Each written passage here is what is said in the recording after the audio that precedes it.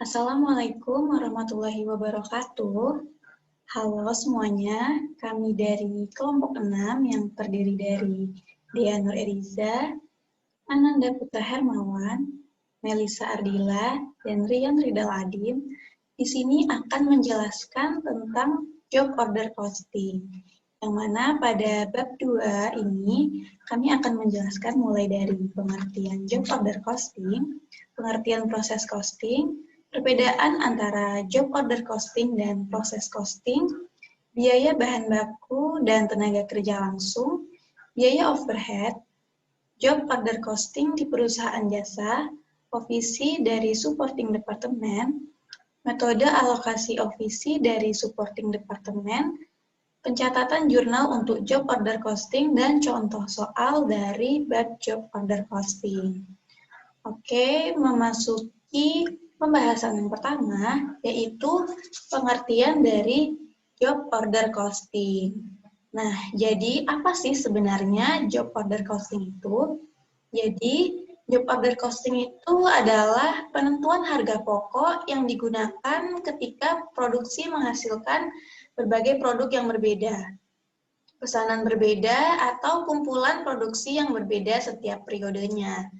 Nah, jadi job order costing itu merupakan metode menghitung ongkos produksi untuk suatu unit secara spesifik.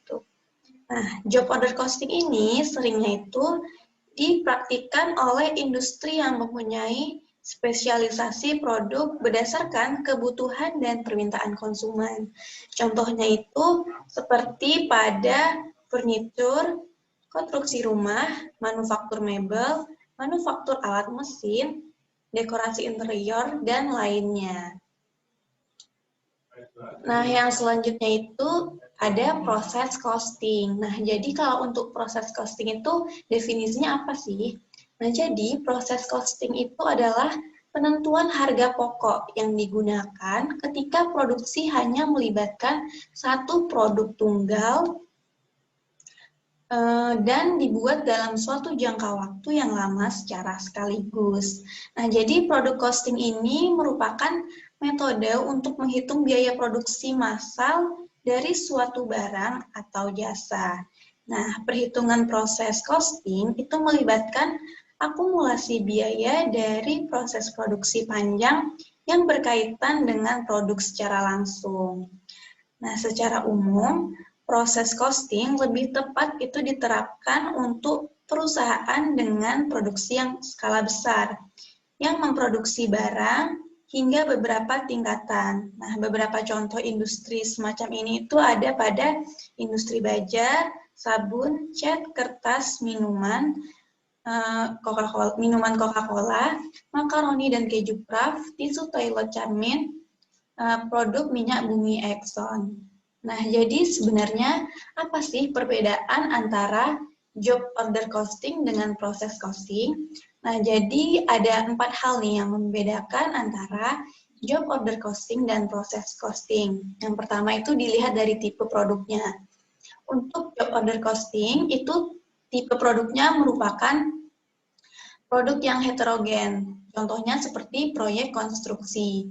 Nah, sedangkan untuk proses costing, tipe produknya itu adalah produk yang homogen. Contohnya itu manufaktur bahan baku.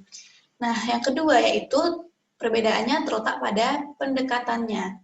Nah, untuk job order costing, pendekatannya itu disesuaikan dengan kebutuhan pelanggan atau klien. Nah, sedangkan untuk proses costing, pendekatannya itu diproduksi secara massal menggunakan serangkaian standar proses.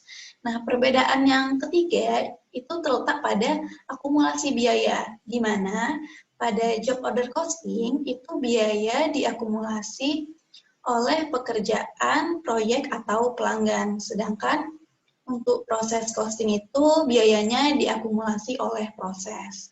Nah, perbedaan yang terakhir itu terletak pada laporan biaya utama, di mana kalau pada job order costing, laporan biaya utamanya itu biaya untuk masing-masing pekerjaan, proyek, atau pelanggan. Sedangkan laporan biaya utama pada proses costing itu yaitu berupa laporan produksi untuk setiap produksi. Nah, jadi itu dia perbedaan antara job order costing dan proses costing.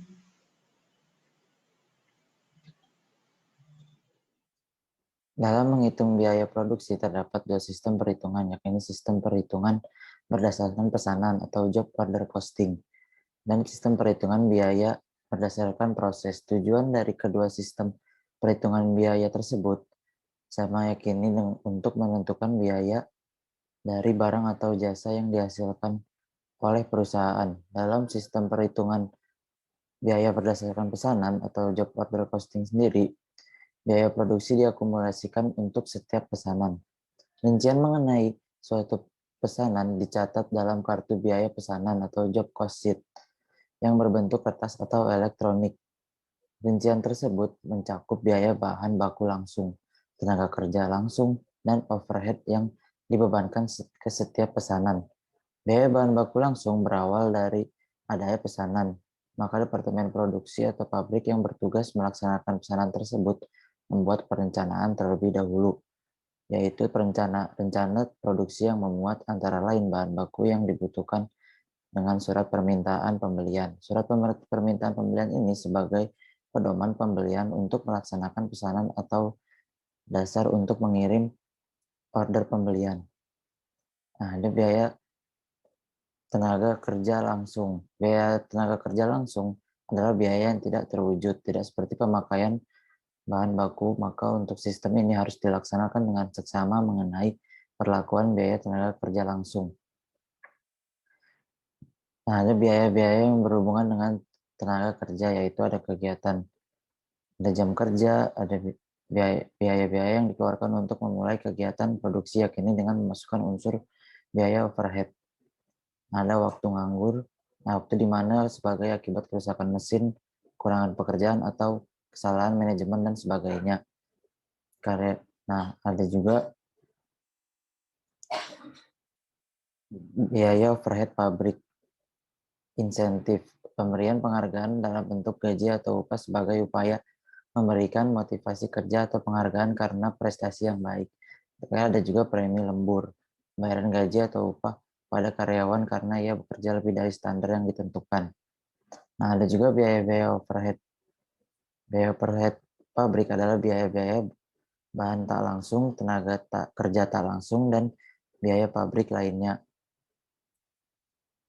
Nah, langkah-langkah penentuan tarif biaya overhead pabrik ini pertama adalah menyusun anggaran. Yang kedua, memilih dasar pembebanan kepada produk dengan memperhatikan pertama tentukan BOP yang dominan jumlahnya. Setelah itu, pelajari sifat-sifat BOP dan kaitan erat antar sifat tersebut dengan dasar pembebanan yang dipakai. Adapun macam dasar pemilihan yakini satuan produk, biaya bahan baku, kerja langsung, dan jam mesin.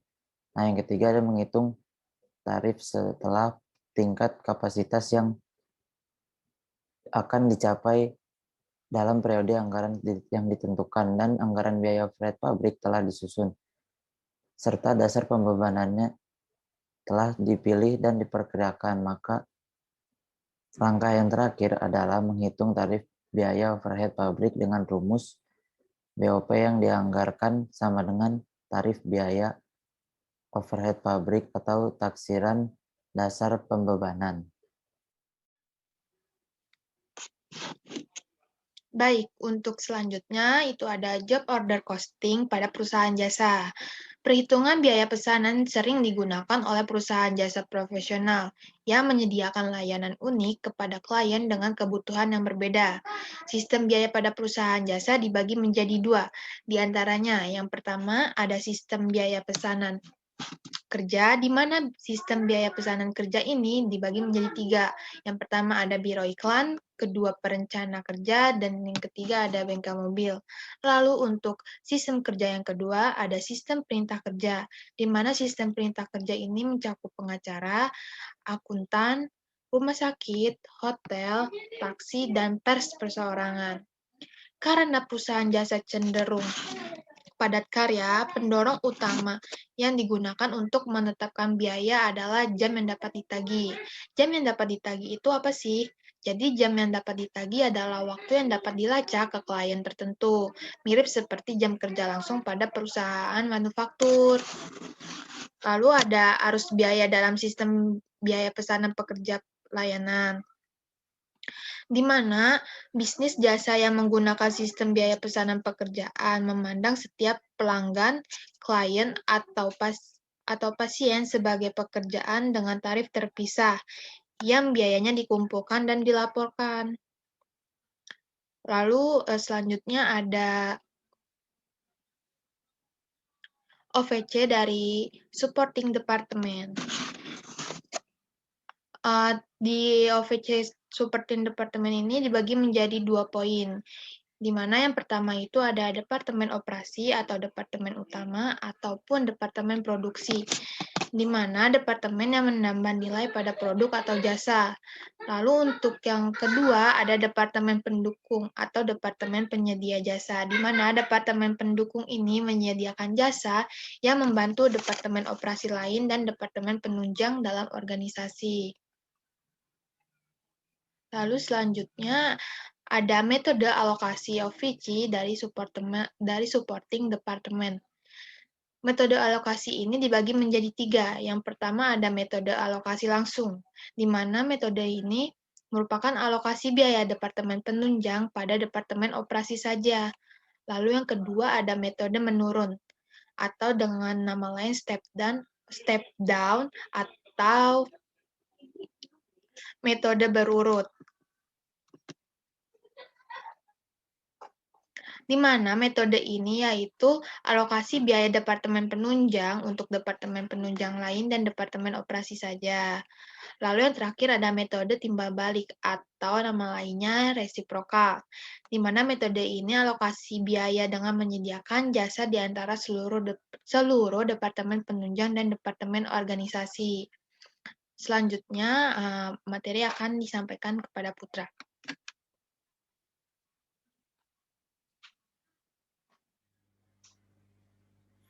Oke, selanjutnya saya akan menjelaskan tentang pencatatan-pencatatan yang ada di job order costing cost ini. Nah, yang pertama itu ada pembelian bahan material. Nah, kita langsung pakai contoh ya. Misalkan suatu perusahaan itu membeli material mentah untuk dijadikan bahan untuk berproduksi seharga 25.000. Nah, jurnal gimana sih? Nah, ini kayak gini jurnal. Jadi, kita taruh persediaan bahan mentah sebesar 25.000 di debit, dan untuk di kredit kita taruh kas atau enggak utang. Kita bisa pilih salah satu dari itu. Oke. Nah, selanjutnya ada cara mencatat biaya pekerja. Nah, biaya pekerja itu ada 2. Yang pertama ada biaya pekerja langsung dan tidak langsung. Nah, biaya pekerja langsung itu masuk ke dalam akun barang yang masih diproses. Nah, sedangkan biaya pekerja yang tidak langsung itu masuk ke dalam ongkos produksinya atau biaya overhead. Nah, akun lawan dari kedua akun di atas itu adalah beban gaji. Nah, misalkan di sini ada contoh. Misalkan suatu perusahaan itu memiliki biaya pekerja langsung sebesar 6.000 dan biaya pekerja tidak langsung sebesar 1.500. Nah, di sini kita tulis di akunnya, di debit ada barang yang masih diproses sebesar 6.000 dan ongkos produksi atau biaya overhead sebesar 1.500. Nah, di sini barang yang masih diproses itu merepresentasikan biaya pekerja langsung, dan ongkos yang untuk biaya pekerja yang tidak langsung itu direpresentasikan dengan ongkos produksi atau biaya overhead. Nah, lawan akun dari biaya kedua akun tersebut adalah yang beban gaji yang kita taruh di kredit sebesar 7.500. Nah, selanjutnya ada pencatatan penerapan ongkos produksi. Nah, ini adalah salah satu biaya ongkos produksi yang diberlakukan pada pekerjaan dengan mendebit akun barang yang masih diproses dan mengkredit ongkos produksi atau biaya overhead-nya. Nah, contohnya ini ada suatu perusahaan memperlakukan ongkos produksi sebesar 4.500 atau biaya overhead ya, ongkos produksi itu. Nah, kita taruh di akun debit ini barang yang masih diproses sebesar 4.500 dan ongkos produksi atau biaya overhead itu dikredit sebesar 4.500. Nah, selanjutnya ini ada cara mentransfer biaya ke produk persediaan yang telah selesai dan harga pokok penjualan. Nah, saat pekerjaan telah selesai, total biaya pekerjaan itu harus ditransfer dari akun persediaan proses kerja ke akun persediaan barang jadi. Nah, entry jurnal untuk ditransfer ini ditunjukkan sebagai berikut. Nah, ini suatu contoh. Suatu pekerjaan telah diselesaikan dan sudah menjadi barang jadi senilai 27.200. Nah, kita taruh di akun debitnya 272.000 dan di akun yang masih proses, di akun barang yang masih diproses itu 27.200 juga sebagai kreditnya. Nah, di sini langsung ada contoh soal. Perusahaan Samsontek kan salah, maafin. Perusahaan Samsung Company menggunakan sistem job order cost atau job order cost. Data proses operasi untuk bulan Januari adalah sebagai berikut. Yang A itu membeli 400 unit material dengan harga 1 unit $14. B, permintaan material untuk produksi 200 unit untuk pekerjaan 101 dengan harga $12 per unit. Dan ada 300 unit permintaan untuk pekerjaan 102 pada harga $14 per unit. Nah, yang C ini ada akumulasi biaya pekerja langsung. Yaitu yang pertama ada 700 jam untuk pekerja langsung dan pada pekerjaan 101 pada angka $16 per jam. Yang kedua ada 600 jam untuk pekerja langsung pada pekerja 102 pada $12 per jam. Nah, yang D itu adanya biaya overhead pabrik sebagai berikut. Nah, ini ada material tidak langsung sebesar $800, habis itu ada pekerja tidak langsung sebesar $3.400, biaya perlengkapan sebesar $1.600 dan depresiasi pabrik sebesar $2.500. Nah, dari soal ini kita disuruh membuat jurnal entry untuk mencatat transaksi di atas ini. Nah, beginilah jurnal transaksinya ya. Jadi di akun ini ada yang A ada material dan utang usaha, di mana material itu sebesar $5.600. Dari mana sih $5.600-nya? Dari 400 unit dikali $14 per unit ini. Nah, yang B ada pekerjaan 101. Yang B itu merepresentasikan pekerjaan 101 dan pekerjaan 102 ya, di mana 6.600 itu berasal dari 200 dikali 12 yang hasilnya 2.400 dan 300 dikali $14 yang hasilnya 4.200. Lalu kedua angka tersebut dijumlahkan dan hasilnya akan menjadi 6.600. Nah, yang C ini ada pekerjaan dalam proses dan utang gaji sebesar 18.400 yang sama dari penjumlahan juga. Dan yang D ini ada biaya overhead pabrik sebesar 8.300 dan ada material, utang gaji, beban keperluan, akumulasi, depresiasi. Nah, ini ada di kredit. Oke, sepertinya itu saja yang dapat saya sampaikan pada presentasi kali ini. Kurang lebihnya mohon maaf. Wassalamualaikum warahmatullahi wabarakatuh. Terima kasih.